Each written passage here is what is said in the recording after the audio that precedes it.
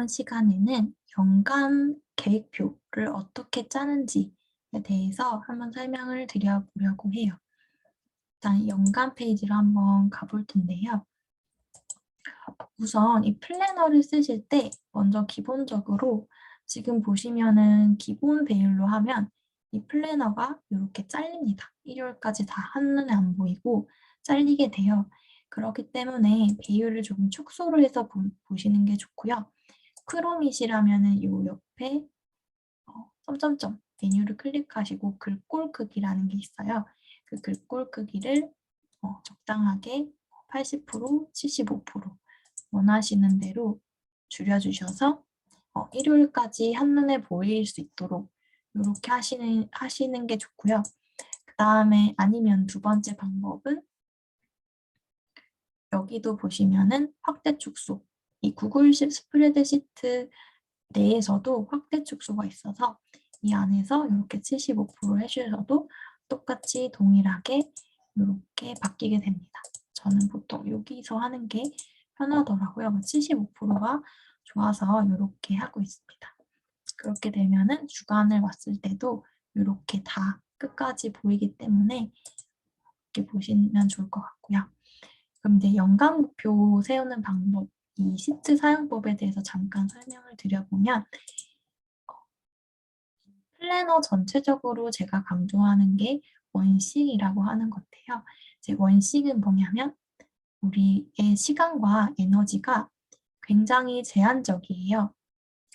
그 제한적인 에너지와 시간을 한 군데 혹은 두세 군데까지 최대 세 가지 근데 적을수록 좋겠죠.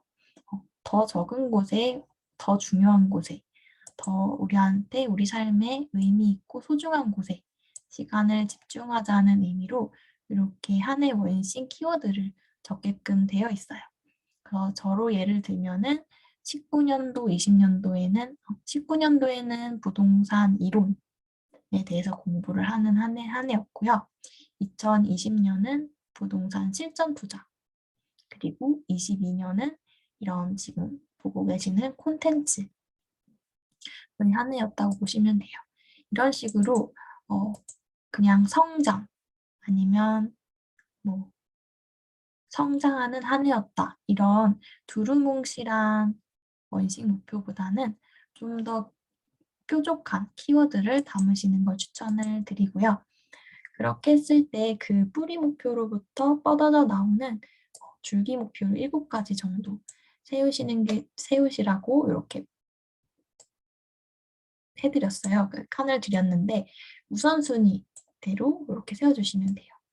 근데 보통 여기에 유튜브 만약에 자기 계발을 많이 좋아하시는 분이라면 유튜브도 하고 싶고 블로그도 키우고 싶고 인스타그램도 하고 싶고 또 부동산 강의 투자, 주식 투자, 독서, 가계부 엄청 많은 것들을 아마 하시고 싶으실 거예요.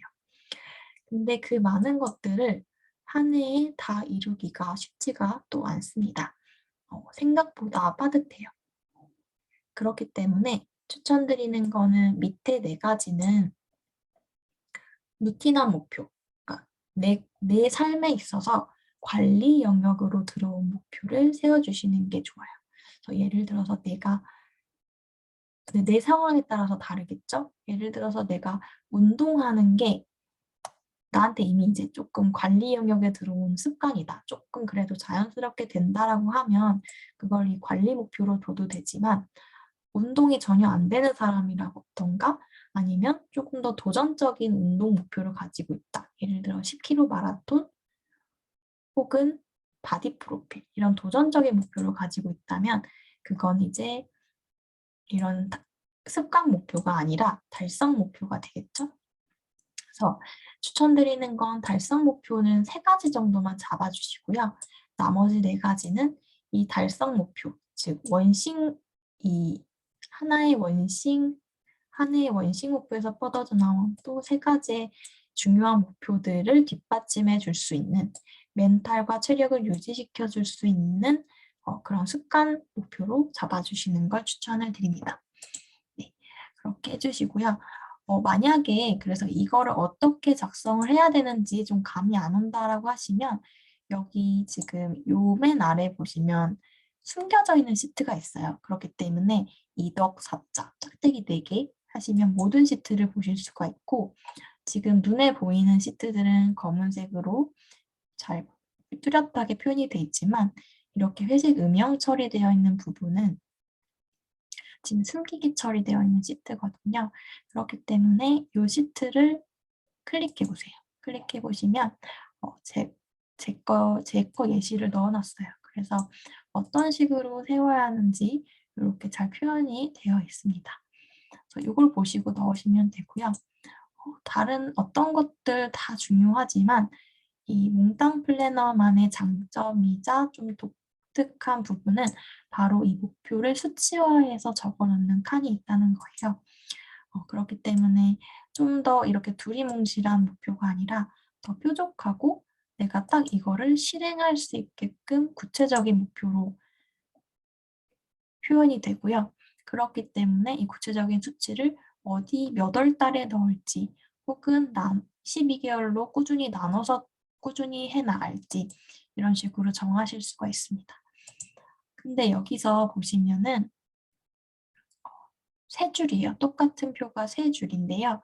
그 이유는 우리가 처음에 목표를 세워도 그대로 달성되지 않을 확률이 훨씬 높겠죠. 하다 보면은 그렇기 때문에 두 번째 줄에서는 상반기에 대한 실적만 적어 주시고요. 상반기 실적을 토대로 하반기에 아마 목표가 수정되실 거예요, 분명히. 너무 부담스러웠다면 목표치를 좀 줄인다거나 혹은 반대로 내가 좀 부진했어. 하반기에는 상반기를 만회하고 싶어서 조금 더 높은 수치를 넣어서 높은 할당량을 줘서 더 좀 달려봐야지 라고 한다던가 아니면 목표 자체가 좀 아예 수정이 될 수도 있겠죠, 방향성이. 그렇기 때문에 그 수정할 수 있도록 하반기에 한번 수정했고 지나갈 수 있도록 요 수정 목표를 넣을 수 있게 해놨고요.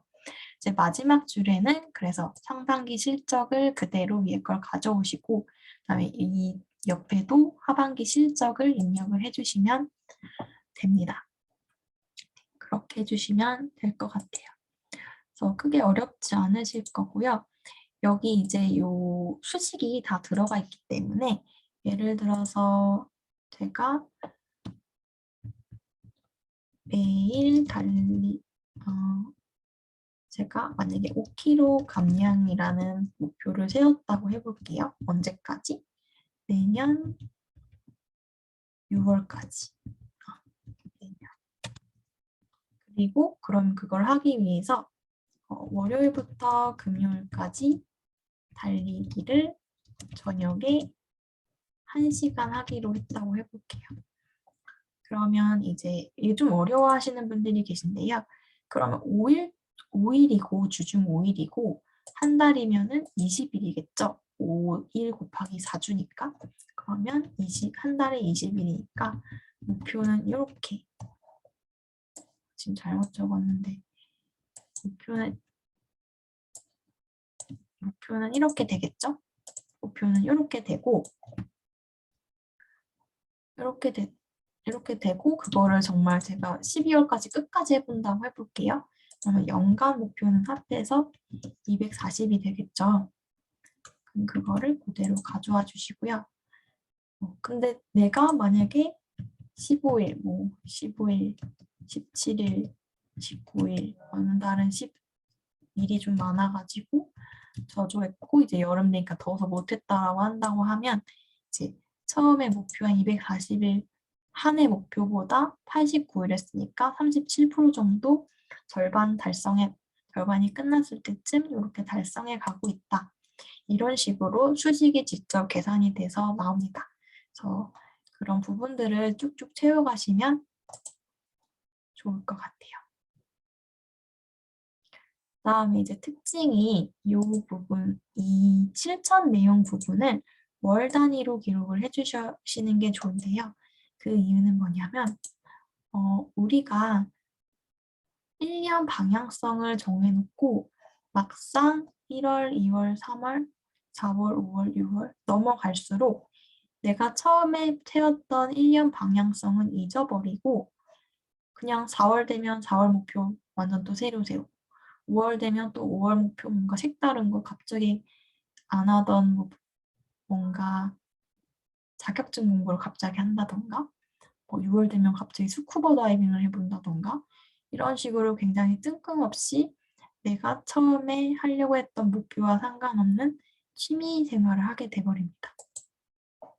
그렇지 않기 위해서 이 1년 방향성을 쭉 가져가기 위해서 이 부분을 실천 내용을 월 기준으로 작성을 해요. 이게 무슨 말이냐면은 예를 들어서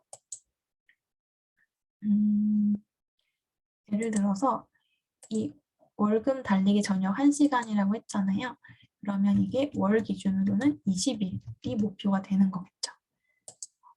이렇게 해놓고 난 다음에 나중에 이 내용을 그대로 복사를 해서 나중에 그 월간 계획표 칸에 이대로 쏙 가져오면은 그게 바로 이 한 달 목표가 되는 거예요.